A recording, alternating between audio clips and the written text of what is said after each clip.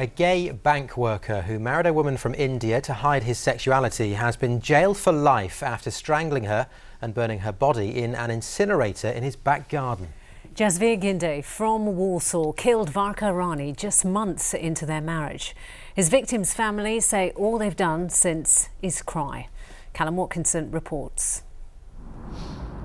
Jasvir Ginday showed absolutely no emotion whatsoever as he was convicted this afternoon of the murder of his wife. He kept his eyes, as he has done throughout this 3-week trial, firmly fixed on the ground.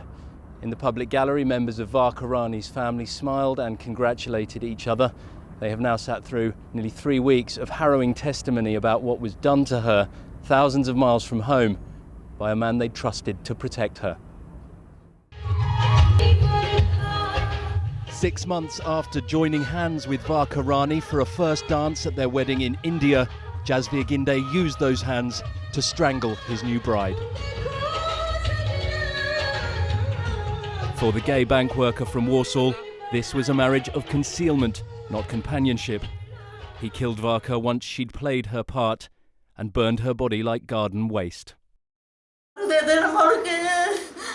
A mother's grief now fills the home where Varkha lived her life, 5,000 miles from the house in Walsall, where it ended when she'd been in Britain for less than a month.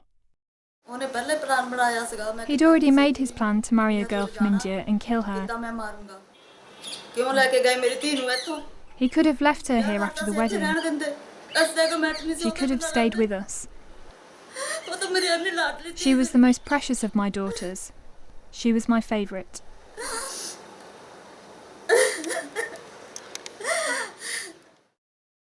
He bought a small bottle of petrol on the day of the murder. As Varkha's body burned, he reported her missing and told the police she'd left. The next day, they found her in a garden incinerator. 10 people were arrested. Only Ginday was charged. That could have worked against him in the end because he came to the police station, the Walsall police station, and stated that his wife had left him. That initiated our inquiries to the home address, and subsequently we found her body. Well, I don't think it helped him. Maybe a couple of days more, we would have found it very difficult to identify her. Admitting manslaughter, Ginday said the couple fought when Varkha found out that he was gay and tried to leave. He said he'd put a vacuum cleaner tube across her throat to calm her down. He said he strangled her by accident. He said he took her body into the garden and burnt it in an incinerator because he panicked. Ginday's defence depended on him convincing the jury he was so scared of people knowing he was gay that he completely lost control when Varkha threatened to tell that secret. The problem with that defence, the prosecution said, was that Ginday's sexuality wasn't actually a secret at all. Texts from Ginday talked of nights out at this gay club in Birmingham and a visit to Gay Pride in 2012. Hardly a place, it was suggested to the jury, for men who hide their homosexuality. The fact still remains that his family members knew he was active in the gay scene, he went to gay clubs, so he used it in court to hopefully that would have helped him, but it didn't. Varkha's family shed tears of joy as her wedding ended. A year on, with justice done, they're shedding tears of pain. They're devastated, broken. The family's broken in India.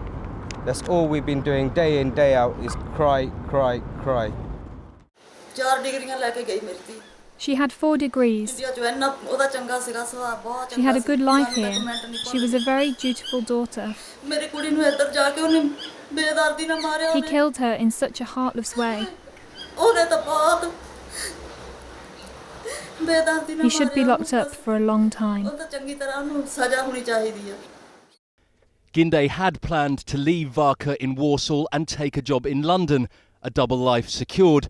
It's not clear why he changed those plans.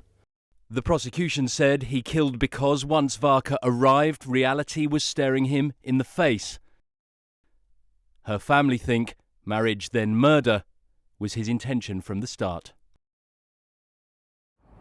Sentencing Ginday to life in prison, His Honour Judge Warner told him he was a devious and controlling man and a meticulous planner. He said what he'd done to Varkha was horrible, almost beyond imagining, and said he'd behaved in an unbelievably casual and callous way with a complete lack of humanity. He'll serve 21 years in prison before he's eligible for parole. Callum Watkinson, ITV News, Wolverhampton.